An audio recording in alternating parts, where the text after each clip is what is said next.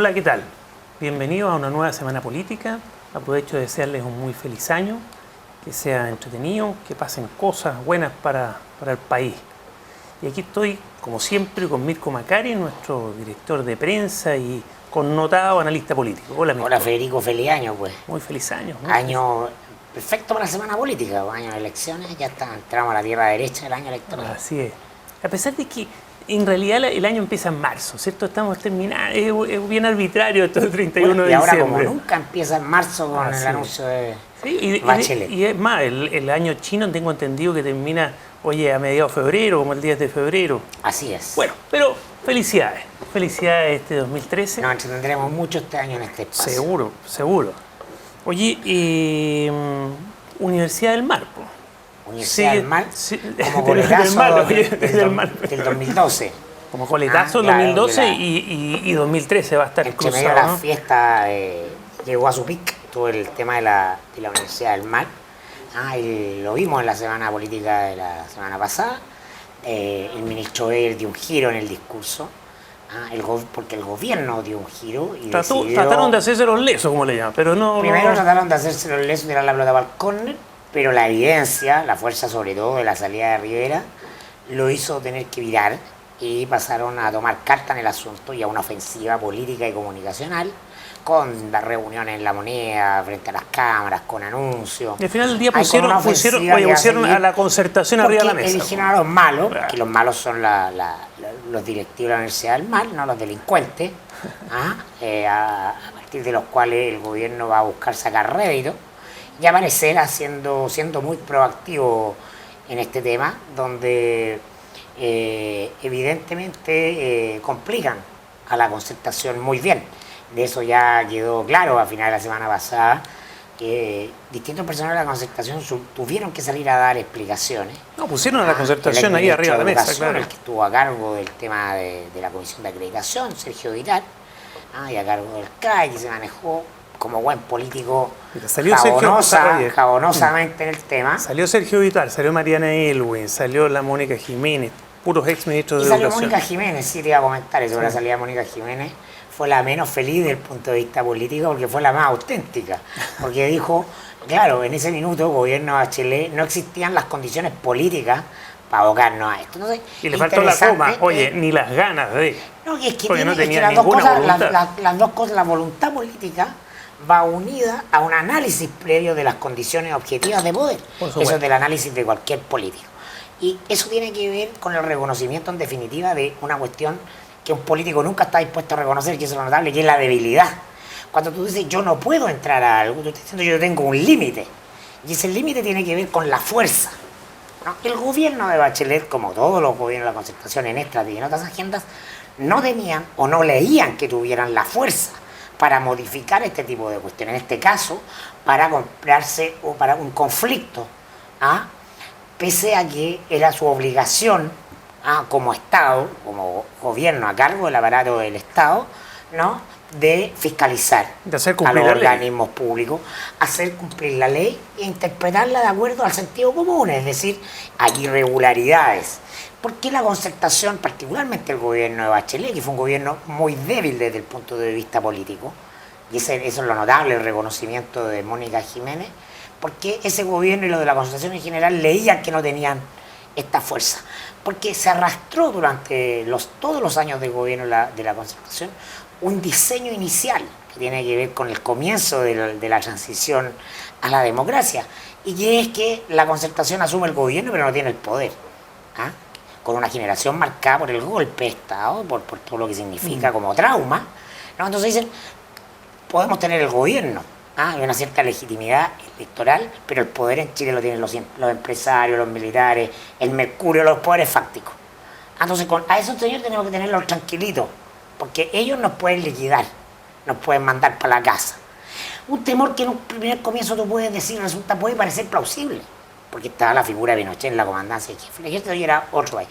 Pero con el tiempo este diseño que tiene dos grandes figuras, un ente, un intelectual, que es Benninger, ¿no? Esto hagamos lo que se puede hacer, esto es puro realismo. Y un operador en la práctica, que es Enrique Correa, ¿no? Ese después se transforma en el diseño de poder de la concertación. transforman una necesidad en un determinado momento En principio de los 90. en una virtud. Finalmente lo único que podían y sabían hacer, que era administrar el modelo, para no tocar y no conflictuarse con la derecha social y económica, cuya última expresión en definitiva en el Congreso es la derecha política. Entonces el Lago ahora todo compungido tiene que salir a dar explicaciones. Es que la derecha no nos iba a dejar esto claro, pero a usted, señor, le importaba el editorial del Mercurio, pues. Al señor Vidal, usted que quiere ser candidato a senador, necesita las redes, que lo traten bien, que no le gusta escribir en la segunda.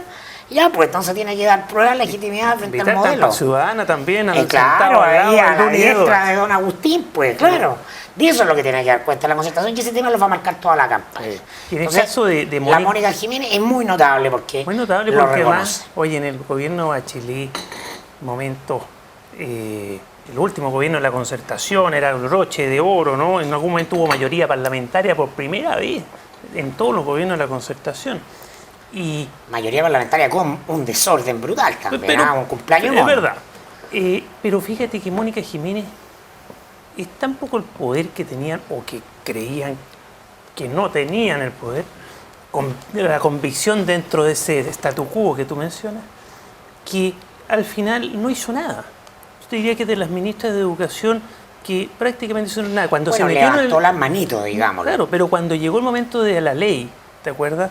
De abrochar la ley y las modificaciones a la ley y meterse en el tema de la educación pública, que es el gran tema que hoy día sigue arriba de la mesa, no hizo nada, no hubo nada en educación pública siendo que Michelle Bachelet quería, la Mónica Jiménez teóricamente quería, a pesar de que ella más bien es mujer de iglesia, ¿no?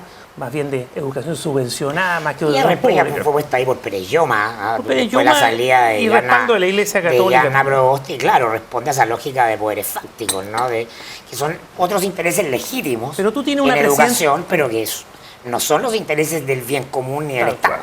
Pero Michelle Bachelet, mujer laica, mujer socialista, evidentemente que si uno conversa un café va a querer dedicarle recursos, tiempo, energía a la educación pública, pero no está. Vamos a esperar a la señora Bachelet hasta marzo y cuando ella quiera hablar, y ahí va a tener que explicar esto, ¿no?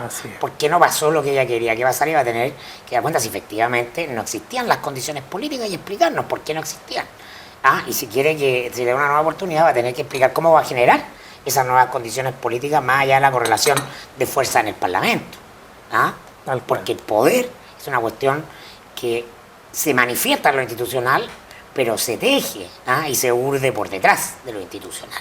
Y en eso la Concertación nunca, ¿no?, tuvo voluntad de poder, ¿no? Tuvo un diseño de administrador, de mayordomo. Administrador. Así que va a ser muy interesante este año porque eso va a marcar esto. Yo creo que la Concertación va a tener que dar cuenta de esta incapacidad de leer la realidad de otra manera, porque a la vez va a reconcursar para poder interpretar de nuevo a una sociedad y un país que están mirando ya la realidad de otra manera. Así es. A propósito de Concertación, para abrochar el tema, los últimos días nos dieron, un conflicto ya evidente, exteriorizado entre Escalona y Velasco. Muy interesante porque el senador Escalona dio una entrevista al diario El Mercurio el día domingo, donde sorprendió por el trato duro con el presidenciable Andrés Velasco, quien el día quien no se quedó callado y salió a contestarle.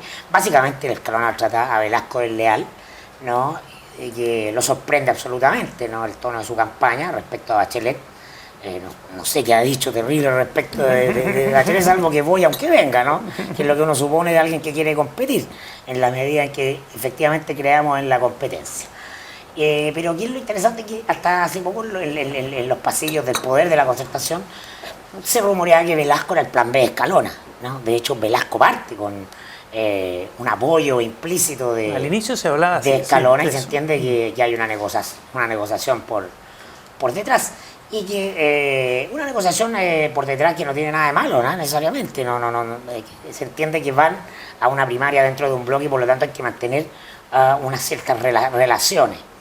Pero esto quiebra, demuestra un quiebre. Yo siento que esto es muy interesante porque tiene que ver más que con Velasco, con la reacción de histerismo que hay en el entorno de Bachelet, ¿no?, en relación a la competencia, ¿no? Y al tono que algo que hemos dicho en la semana política anteriormente, y que es que lo más complejo para Bachelet es el tono de la conversación y la competencia. ¿Ah?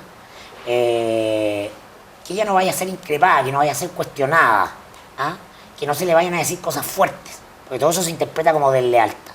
Yo creo que en este contexto los cuidados del sacristán pueden terminar matando al señor cura, ¿no? Y que el entorno de Bachelet puede tener un mayor nivel de neurosis o de miedo de que tenga la propia presidenta, ¿ah? O expresidenta. Y eso es interesante del fenómeno Escalona, que está dando una señal de una paranoia, ¿no? Respecto de la competencia que manda señalar al resto de los actores de la concertación. Hoy día en la tercera venía hablando José Antonio Gómez, ¿no? También precandidato al Partido Radical, donde ya indicaba que si de nuevo las primarias iban a tener condicionantes similares a las que tuvieron la vez anterior en la concertación, es decir, que fueran más bien arregladas, que no se quisiera debatir todo lo necesario, que incluso podría llegar a una primera vuelta, ¿no? Entonces ya te está hablando de una cierta señal respecto a la desconfianza de que hay de que esta sea una primaria muy amañada, muy arreglada y muy poco competitiva en definitiva, ¿no? Con lo importante que es, no tanto por el resultado, sino por la dinámica misma de la discusión, que es algo que el país pide a grito, ¿no? Y que la concertación necesita, ¿no? A ver, la concertación necesita en la medida en que se busque relegitimar. Lo que pasa es que los actores de poder de la concertación no necesitan y no quieren relegitimarse. Dicen, ¿para qué se llama ganar igual? Y ahí está la tensión y el conflicto que creo yo que ya no va a parar. Y las elecciones se ganan en las urnas, como dicen los entendidos. En la urna, pero no solo en la urna, se ganan en la conversación. En la medida en que empaticen con una conversación. Ganar el espacio público, claro. Mirko, para terminar, antes de dedicarnos a los libros que recomienda la librería Ulises, viene la encuesta CEP. Sí, así es. Mañana está por salir, en pocas horas más. Sale la encuesta CEP, el oráculo de la política, que tiene una importancia estratégica después de la caída de todas las otras encuestitas, ¿no? Las de los diarios, las de... Esta es la verdadera. La encuestadora, claro.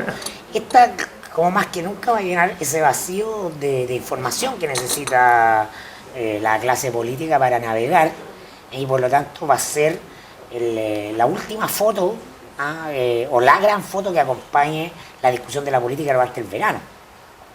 Por lo pronto va a pautear la subjetividad, va a generar el sentido común que nos acompañe de aquí hasta quizás abril, mayo o junio, no sé cuándo venga la próxima CEP, porque el periodo electoral es... O la CERC, en año electoral, claro, pero la CEP es la que tiene más, sigue teniendo más peso, y va a aumentar ese poder y ese peso por la carencia de otros instrumentos a nivel porque de tiene pública. Trabajo a campo, ¿no? Y lo que tenemos que ver mañana en la CEP, más que el número del gobierno, son precisamente los números de los candidatos, en las fotos con las que se instalan los candidatos. ¿Algún pronóstico o análisis prospectivo? No, solamente los números que hay que mirar, ¿qué es lo que hay que mirar mañana en la CEP? La relación a Alamán Goldborn, la pelea a la derecha. Por supuesto. ¿No? Si Alamán logró, con la muy buena campaña que ha hecho, creo yo, enfocada hacia el público de la derecha, remontar. En el votante de derecha hay que ver los números de Alamán Goldborn. Si eso se mantiene, se acortaron las brechas o aumentaba a favor de Goldborn. Es una posibilidad. Entonces, ese es un número interesante. El otro relacionado con lo anterior es el número de Andrés Velasco, que fue el candidato que hizo campaña, que pagó avisos en los diarios, que sacó justo cuando estaba en el trabajo que hizo noticias como debía ser. Claro. ¿No? Vamos a ver con cuánta fuerza sale de las, ¿no? El número de Meo también es clave. El mismo de Bachelet se mantiene, sigue resultando la espiral del silencio, o eso se ve afectado o aumenta. Esos son los números. ¿Le ves alguna importancia a las cifras entre Orrego y Rincón? No creo que lo capte. No sé si se pregunta, es una duda, a ver si se preguntó, no sé. Pero debe estar entre los personajes. Da la sensación, claro. Que es una batalla que se dirime en un público incluso mucho más pequeño, que es dentro de un partido, que es una realidad microscópica dentro del país, ¿no? Gracias, Mirko. Hablemos un poquito de los libros que recomienda la librería Ulises. Vamos a un libro de Ulises, de Peter Watson, La Gran Divergencia, un ensayo sobre miradas de mundo, ¿no? Y enfrentamiento de paradigmas entre el eurocentrismo y la realidad de la América precolombina, incluso, ¿no? Habla acá de la mirada de los chamanes, del mundo antiguo, prehispánico en el continente, y un ensayo al estilo gringo, ¿no? Con ensayo una antropología cultural. Porque esos mundos tan distintos, claro, el europeo y el americano. Pero bajo la lógica anglosajona, aquí con análisis desde el análisis de los volcanes hasta la incidencia del ADN, ¿no? Una cosa interesante, un gran libro para el verano, creo yo, pero ¿no? Interesante para ampliar los horizontes mentales.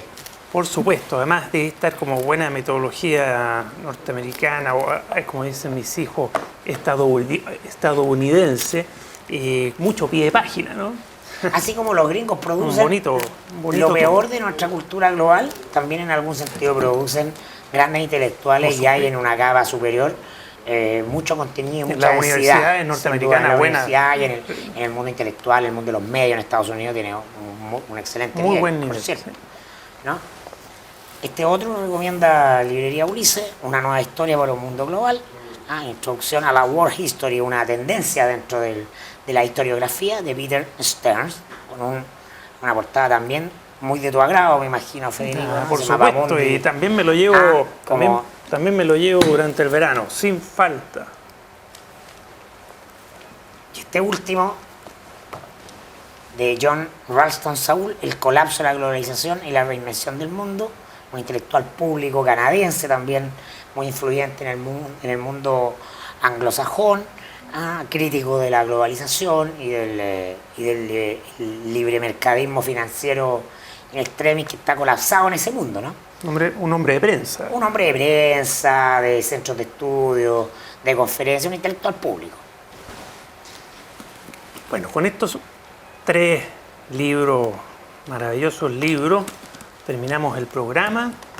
Vengan a comprarlo a la Ulises para abastecerse para las vacaciones. Y bueno, desde acá, de esta maravillosa librería Ulises del barrio Las Tarrias, nos despedimos. Chao Mirko, hasta la próxima semana. Hasta la próxima semana, Federico. Nos vemos. Chao.